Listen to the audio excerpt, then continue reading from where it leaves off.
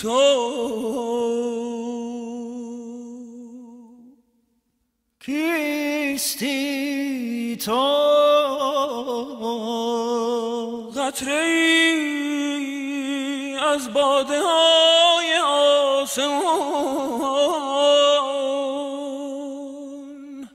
خاموشم هم لوح خموشانم هم خونم و هم شیرم هم طفلم و هم پیرم کیستم من کیستم من چیستم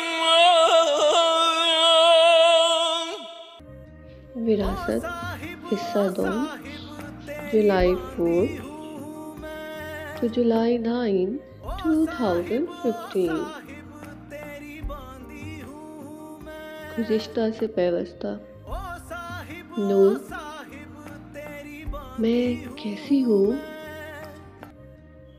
مجھے آپ نے دیکھ رکھا ہے کیا؟ کیسے دیکھا ہے؟ شاہ بابا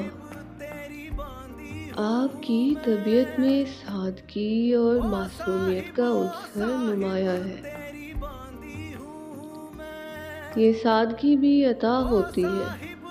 آپ نہ بدھو ہے نہ بے وقوف، آپ سب جانتے ہوئے انجان خود میں محو رہتی ہیں۔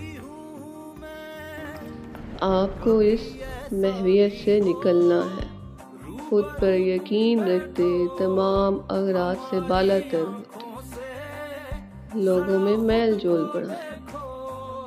کبھی ایسا بھی ہو روبرو تم بیٹھو ہمارے دل کی لگے تیرے دل کو۔ لوگوں کو امانتیں دیں، ان سے امانت وصول کریں، کسی سے دھوکہ کھائیں، اس سے دعا لیں، کسی کے لیے با اخلاق ہوتے قربان ہو جائیں، کسی کی جھڑکی کھا لیں۔ یہ سب امانتیں ہیں، امانتیں بانٹیں اور وصول کریں۔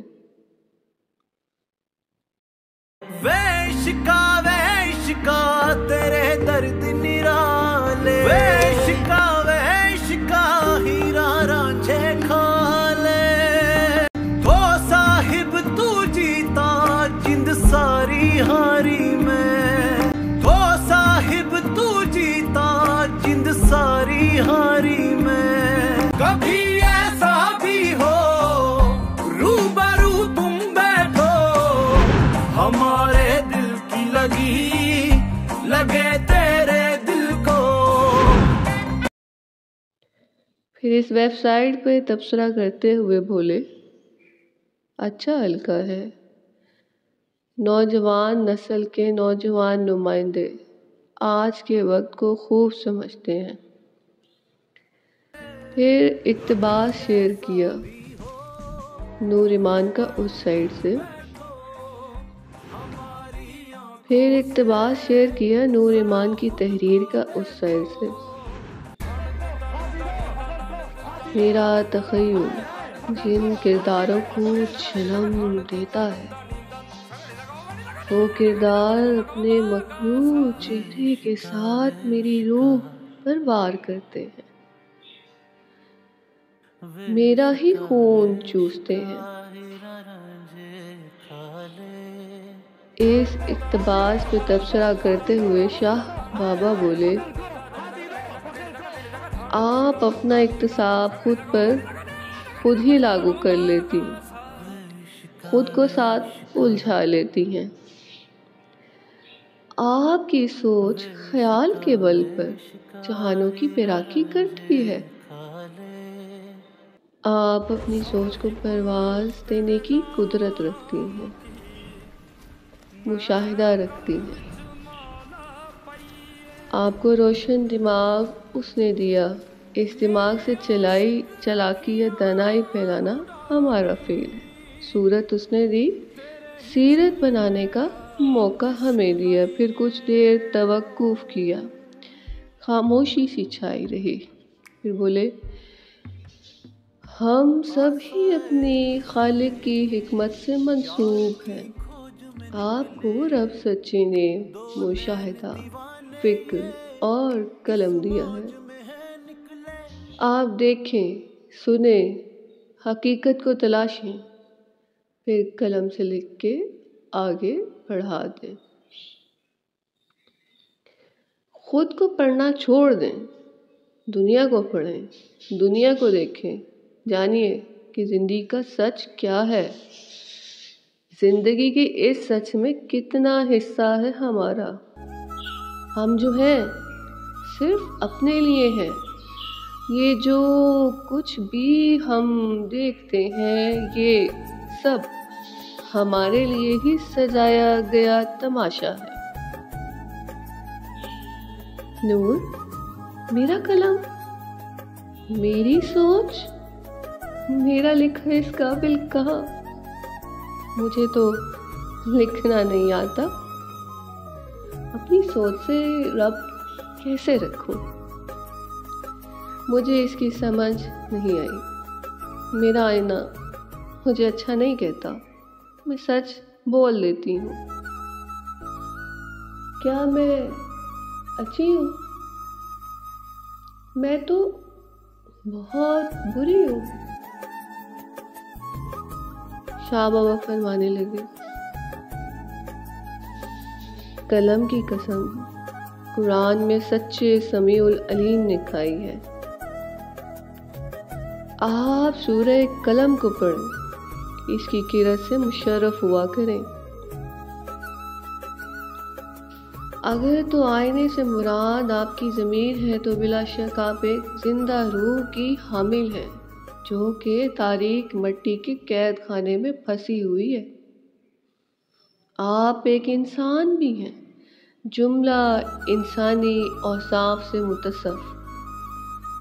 نفس بھی آپ کے ساتھ ہے، ذہن بھی ہے، دل بھی ہے، سوچ بھی، خیال بھی، سب سے بڑھ کر پرواز کی صلاحیت بھی. کمی سے پاک تو صرف خالق کی ذات ہے. اپنی کمی کا احساس کرنا زندہ روح کی دلیل ہے. نور، میں نے دلدل میں خود کو بچاتے اپنی ذات بطور سرمایہ چھوڑی ہے، مگر پھر بھی احساس ہوتا ہے میں کتنی نامکمل ہوں. احساس کچوکے مارتا ہے، دل پر لرزہ سا طاری رہتا ہے. میں نے دنیا کو دکھ دیا یا سکھ، یہ علم نہیں، مگر اپنے اندر طمانینت محسوس نہیں ہوتی. میں کافی اضطراب کا شکار ہوں.